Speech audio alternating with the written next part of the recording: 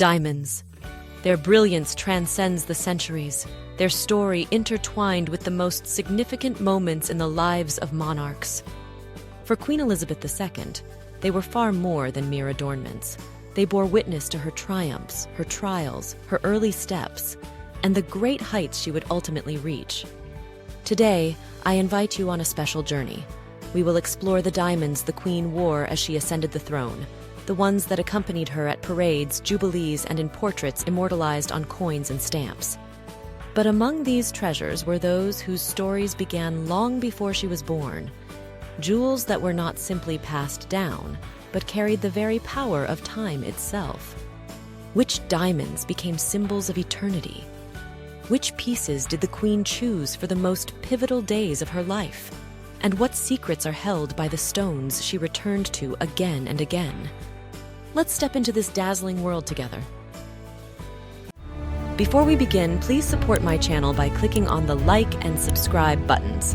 Thank you. The great story of royal diamonds does not begin with Elizabeth II. It reaches back into the past, to an era when the very idea of continuity through jewels was born. One of the first figures in this chain was Queen Victoria, a woman whose reign not only reshaped the British Empire, but also laid the foundations of the jewelry legacy proudly carried by her descendants. Today, we will touch the jewels that came into being during her time, passed through generations, and eventually found their place on young Elizabeth's shoulders, accompanying her through the most significant moments of her life. Among the first treasures in this glittering heritage were Queen Victoria's famous bow brooches. These three magnificent pieces were created in 1858 by the jewelers Gerard after Victoria lost many of her family jewels in the so-called dispute over the Hanoverian inheritance. Eager to restore her collection, the Queen commissioned new jewels, including 3 diamond bows crafted in a unified style yet differing in size. Adorned with dazzlingly pure diamonds, these brooches were designed to be much more than ornaments. They were intended as significant parts of her formal wardrobe, marks of dignity that could be worn together or separately, depending on the importance of the occasion. They could be seen on the Queen during formal ceremonies and events, although, curiously, Victoria herself was never portrayed wearing these brooches in official portraits. Symbolizing grace and stability, the brooches became more than just beautiful objects. They evolved into emblems of royal style, a tradition that Elizabeth II would later proudly uphold, continuing to wear these exquisite bows at particularly grand occasions. Following the bows, another set of jewels joined the royal collection, simpler at first glance, but no less significant: Queen Victoria's diamond bar brooches. Simple in form, yet precious in substance, these small rectangular brooches were crafted in the mid-19th century and became an essential part of the monarch's everyday wardrobe. Such bar brooches served as a kind of working tool, worn during state meetings, ceremonies, and visits when restrained elegance without excess was called for. The Queen would use them to secure order sashes, scarves, or simply to add a touch of refined sparkle to a formal daytime outfit. This unassuming habit continued into Elizabeth II's reign. At official, though less grand, events, the Queen often opted for small, understated brooches, maintaining the tradition of modest elegance. These pieces not only underscored her royal status, but also preserved a delicate balance between restraint and radiance. And now, let's turn to another side of royal style, to a brooch that transformed every appearance into a dazzling spectacle. Following the bows came the Fringe brooch, a jewel that stood out even among other Victorian treasures. The diamond fringe brooch was presented to Queen Victoria in 1856 by Sultan Abdulmajid I as a gesture of respect and alliance.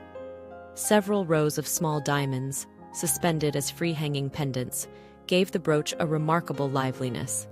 With every movement, it sparkled with hundreds of tiny flashes. After Victoria, the brooch passed from one queen to another. It was worn by Alexandra, Mary, and later by Queen Elizabeth, the Queen Mother. It was the Queen Mother who made the fringe brooch one of her signature jewels for grand occasions. Only after her death in 2002 did the brooch pass to Queen Elizabeth II. And like her predecessors, the Queen chose it for events where it was important to emphasize the formality of the moment: jubilee receptions, state banquets, and official portraits. But Victoria left behind not only symbols of power. There were also jewels carrying a much more peaceful, even poetic meaning. Let's move on to them. Among all the diamond pieces passed down to Queen Elizabeth II from Queen Victoria, one particularly touching set stands out: the wheat ear brooches. Their story begins in 1838, the year of Victoria's coronation. At that time, the future queen received them as a gift from her mother, the Duchess of Kent, as a symbol of wealth, abundance, and hope for prosperity. Each brooch was a delicate composition of diamonds arranged in the shape of a stalk of wheat. There were 6 of them. Thanks to their construction, the brooches could be worn individually or gathered together, for example, as a wreath or garland. These jewels were not just beautiful. In Victorian symbolism, wheat represented fertility, renewal, and confidence in the future. Such imagery was especially meaningful for a young queen standing at the beginning of a long journey. Later, Queen Elizabeth II also turned to this jewel at key moments in her life. Most often, she wore individual ears of wheat pinned neatly to her shoulder during official visits and family celebrations. But the royal collection is not only about symbols of prosperity. Ahead lie the diamonds that became emblems of power and royal succession. Let us explore them next. While Victoria's brooches reminded of personal values and family traditions, the next jewel speaks of something else: power, royal succession, and the timeless symbolism of monarchy. The George IV Diadem is one of the most famous jewels of the British crown. Its image is familiar to millions through coins, banknotes, and official portraits. But have you ever wondered how this jewel came to be and why it became an inseparable part of the royal image? The diadem was created in 1820 by the jewelers Rundell, Bridge, and Rundell for King George IV. It was originally intended for the coronation procession. At that time, monarchs sometimes wore a separate crown or diadem during the ceremonies accompanying the coronation.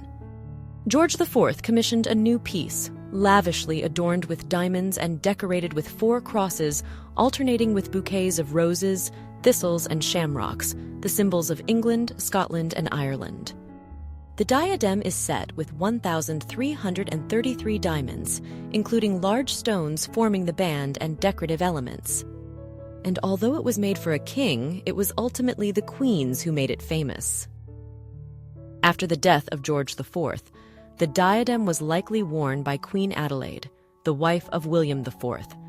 Her portrait appears to depict her wearing this piece. Later, the diadem was worn by Queen Victoria, Queen Alexandra, Queen Mary, Queen Elizabeth, the Queen Mother, and finally Queen Elizabeth II. Throughout her long life, Elizabeth wore this diadem at the state opening of Parliament, at major national events, and in official portraits. Her most iconic image, her profile in this diadem, was immortalized on the coins and postage stamps of Britain and the Commonwealth. Just think, how many times over the years did Elizabeth appear before millions of people wearing this diadem, even if only through a coin or a stamp?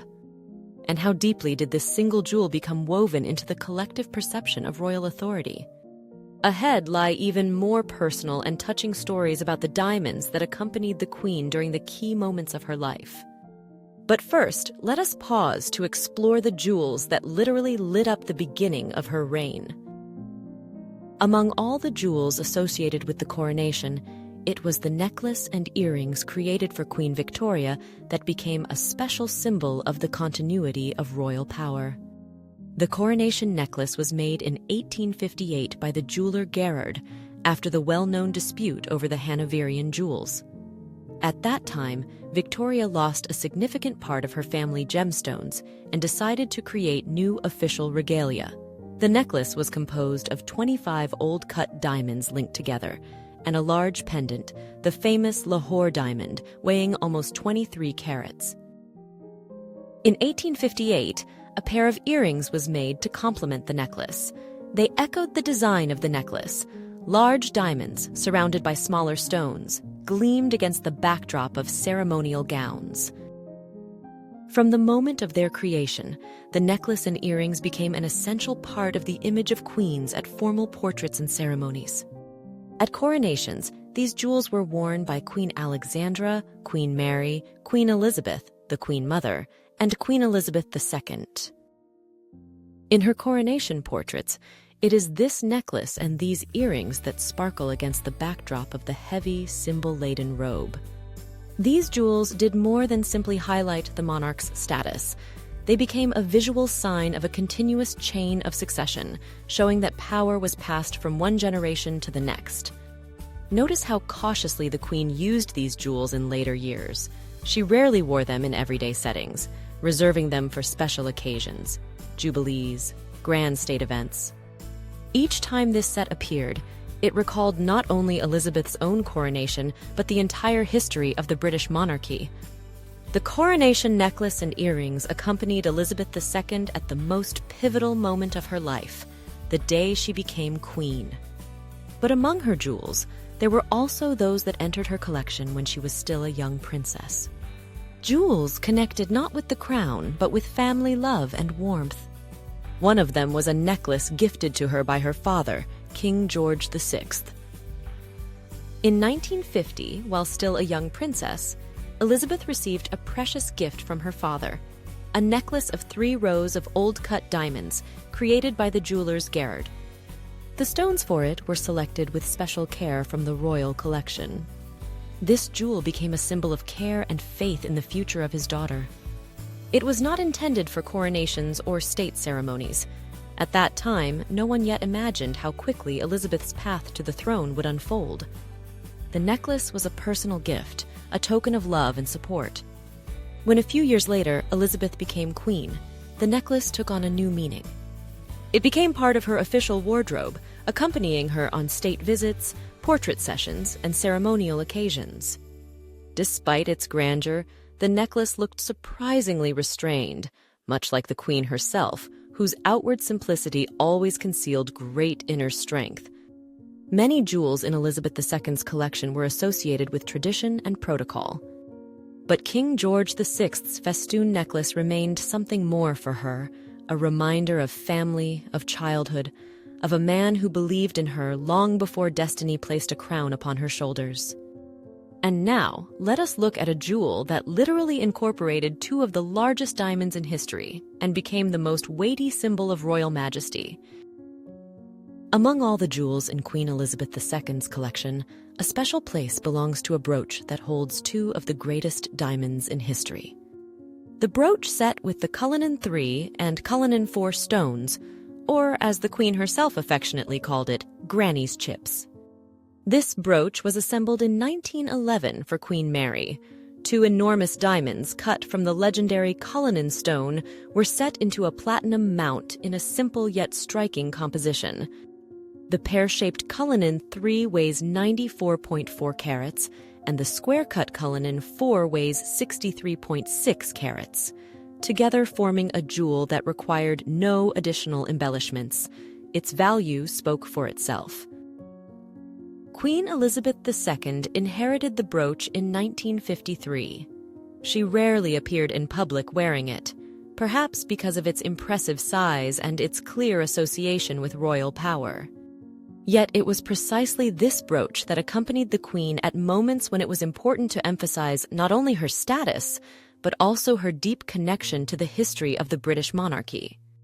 For example, in 1958, the Queen wore Granny's chips during a state visit to the Netherlands, where she visited the Asher workshop, the very same that had once cut the Cullinan diamond.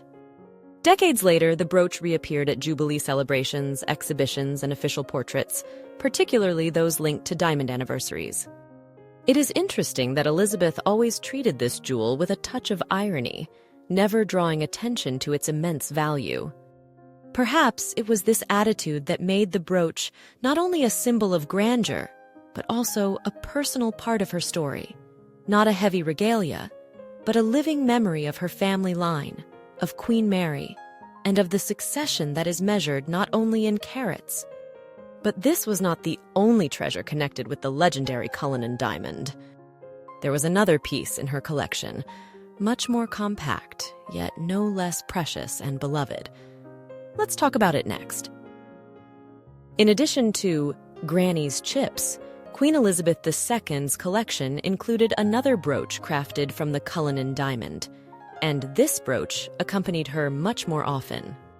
It is the Cullinan 5, a heart-shaped diamond weighing nearly 19 carats set in platinum and surrounded by diamond scrolls and radiating motifs.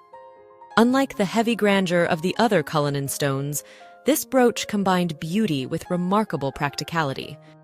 The brooch was created for Queen Mary and was designed to be a versatile piece. It could be fitted into various tiaras and ceremonial jewels. However, Queen Mary most often wore the Cullinan 5 as a standalone brooch, valuing its lightness and elegance. After Mary's death, the brooch passed to the young Queen Elizabeth II. Unlike the massive brooch with the two large Cullinan stones, the Cullinan 5 became a regular part of her wardrobe.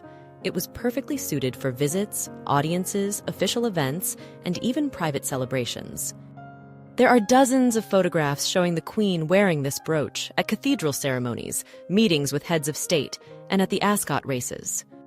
The Cullinan 5 was a versatile jewel, equally fitting for both formal and more relaxed occasions. Sometimes, the most valuable pieces in the royal wardrobe are not the largest or the loudest. The Cullinan 5 brooch accompanied Elizabeth II for nearly 6 decades, quietly becoming a kind of personal emblem, subtle, restrained, yet filled with dignity. Family memories were dear to her. But there were also jewels that became an inseparable part of her public state image, accompanying the Queen from the very first days of her reign. Among the many jewels owned by Queen Elizabeth II, the girls of Great Britain and Ireland, tiara held a special place. It was created in 1893 as a wedding gift for Princess Mary, the future Queen Mary. Later, Queen Mary gifted the tiara to her granddaughter, Princess Elizabeth, in 1947, just before her wedding to Prince Philip. From the earliest years of her reign, the Queen often chose this tiara for official portraits and state occasions.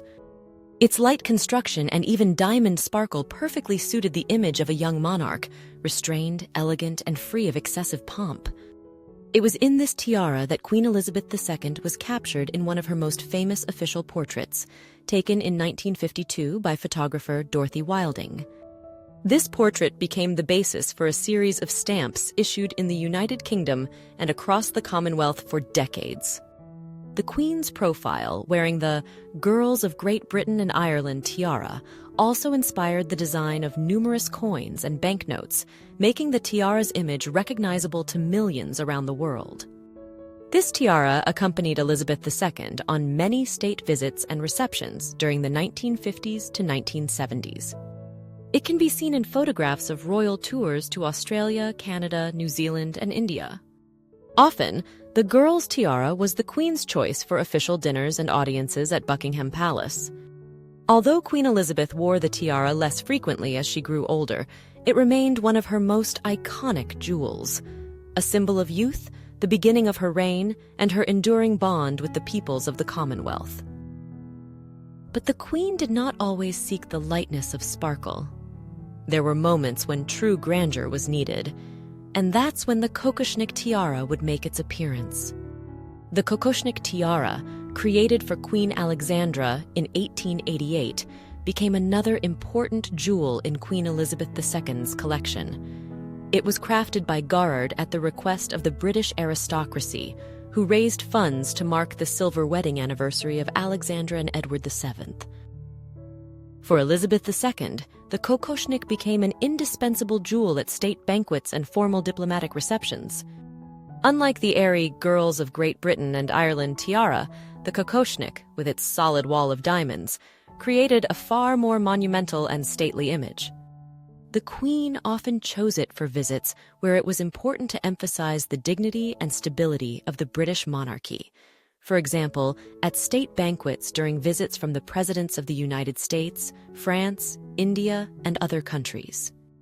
The Kokoshnik can also be seen in official portraits taken during the 1960s, 1980s, especially when paired with ceremonial sashes and orders. Elizabeth II valued this tiara for its versatility and clean lines. The Kokoshnik paired beautifully with a wide range of formal gowns, never overwhelming them while highlighting the Queen's elevated status. Each jewel we explored today is not just a precious ornament. It is a living part of history, a symbol of power, continuity, and the sovereign duty that Queen Elizabeth II carried on her shoulders for over 7 decades. But behind these glittering symbols was another world, a more personal, more touching one. A world of jewels given with love, tied to the most meaningful moments of her life. And it is into that world we will venture in the next video. To make sure you don't miss the continuation of our journey through Elizabeth II's treasure trove, be sure to subscribe to the channel, give this video a like, and click the notification bell. There are still many more wonderful stories ahead.